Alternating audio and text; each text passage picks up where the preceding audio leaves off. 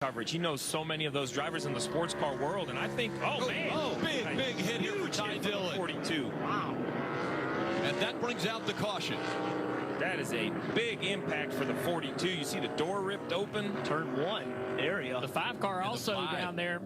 Both these cars involved in the same accident, I believe. Ty was, and you see a lot of damage there to the driver's side. I got pedal. And a bad birthday for Kyle Larson. Yeah, I don't know what happened. You okay? Yeah, I think so. I think so. That's a driver evaluating himself. It takes a minute just to collect yourself and figure out how you are feeling. Look at the right front wheel. We don't see much damage to the wheels in these cars these days, but that wheel is distorted so badly from some contact somehow. All right, we're down. That's a hard hit. Sometimes you can look at the damage and kind of have an idea of what happened, but I'll be honest, where this car is sitting and where the 5's sitting, I'm not sure what could have led to this. As you see Ty climbing out, there's Kyle Larson. Kyle was already multiple laps down, just trying to finish his day out. You saw the AMR safety team there attending to Ty Dillon as Kyle Larson's going to jog his way back into the infield. And I think Kyle and him's going to talk about it for a second. Wanted to figure out what went wrong there. Let's take a look. Oh boy, my goodness. Oh, and I'm sure Kyle was coming over to apologize.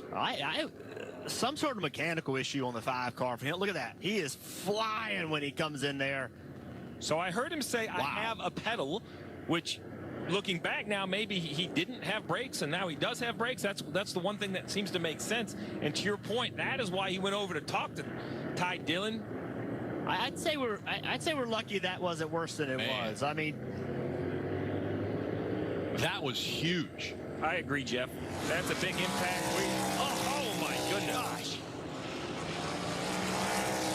I mean, the speeds that they're getting going into turn 1, and if Kyle Larson didn't have brakes or the brakes weren't working, we're talking he could have been going 150, 160 miles an hour there at contact. Yeah, what a scary situation for Kyle Larson. Ty Dillon didn't know it was coming, but Larson did. Larson's driving in the corner.